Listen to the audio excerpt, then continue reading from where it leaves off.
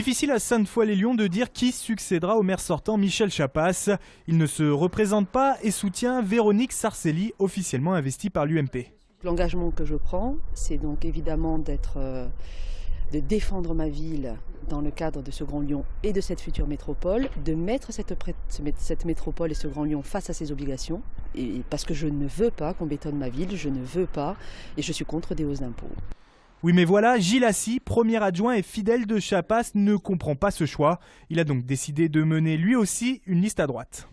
La liste que j'ai le plaisir et l'honneur de conduire est vraiment une liste très attachée à Sainte-Foy-les-Lyons.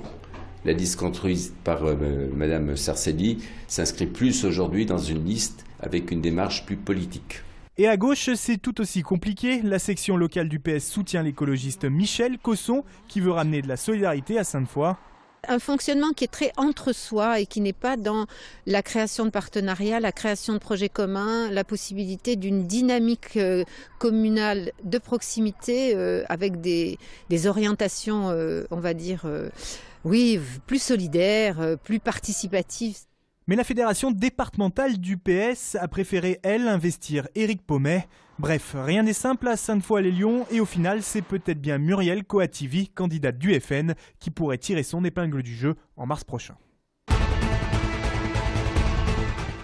Municipal, toujours, Myriam Plénard fera bien campagne à Lyon. La candidate malheureuse aux primaires UMP fait son grand retour aux côtés, je cite, des déçus de Michel Avare. Le mouvement, baptisé Lyon Libéré, présentera des listes dans les 2e, 5e et 6e arrondissements, sous la houlette de Christophe Limousin, conseiller dans le 2e arrondissement. L'OL confirme son net regain de forme hier après-midi sur le terrain de Reims. Les hommes de Rémi Garde ont enchaîné une 4e victoire, toute compétition confondue. 2-0, but d'Alexandre Lacazette et de Gueïda Fofana. Lyon est invaincu depuis 10 matchs et après une très mauvaise première partie de saison remonte à la 8e place de Ligue 1, à 9 points du 3e, Lille.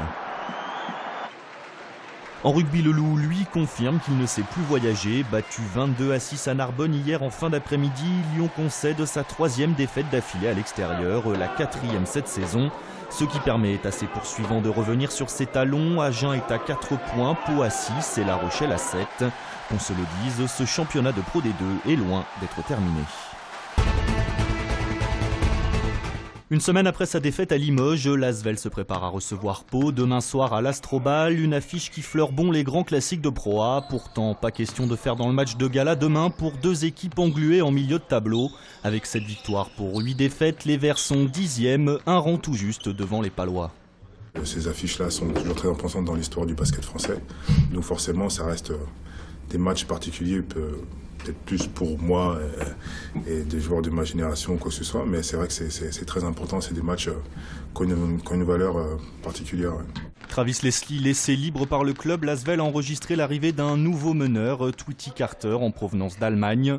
L'Américain de 27 ans devrait faire partie du groupe qui jouera face à Pau en rotation de Chris Wright, en difficulté depuis son arrivée l'été dernier.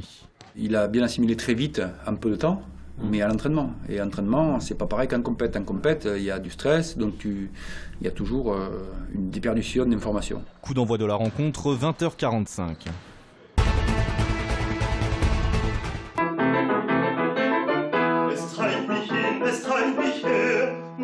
Vivre de la musique, il en a toujours rêvé. Mathieu Gardon a même fait mieux. L'étudiant au Conservatoire national de musique de Lyon est nominé dans la catégorie Révélation artiste lyrique aux prochaines victoires de la musique. Je suis très content, je prends ça comme du bonus. C'est aussi une carte de visite parce que finalement sont nommés tous les ans quand même que des gens qui plus tard font des très belles carrières. Donc c'est un gage de grande qualité. Car le baryton de 26 ans, originaire de Charnay-les-Mâcons, était sage-femme il y a encore 1 an et demi à l'hôpital Femme-Mère-Enfant de Bron.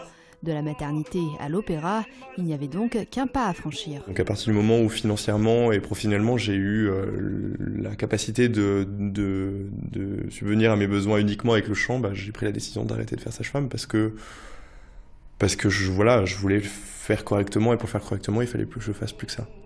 La cérémonie des victoires de la musique aura lieu le 3 février prochain à Aix-en-Provence. Les votes sont toujours ouverts au public sur le www.lesvictoires.com.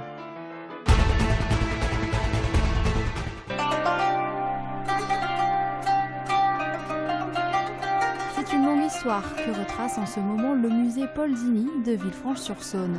De 1840 à 1930, les Lyonnais rencontrent l'Orient, racontent l'histoire de ces peintres partis à la recherche d'un ailleurs. Le caractère en effet exubérant des motifs géométriques dans la décoration des patios et aussi les étoffes, le phénomène aussi de senteur, d'odeur qui permet en effet de découvrir un autre monde. Un engouement pour l'Orient qui marquera les productions occidentales pendant près d'un siècle. Ils sont deux catégories d'artistes à tenter l'aventure. Tout d'abord, ceux touchés par la tuberculose qui frappe à cette époque et les artistes qui s'y installent durablement. Les 200 œuvres de l'exposition sont à découvrir au musée Paul Dini jusqu'au 9 février 2014.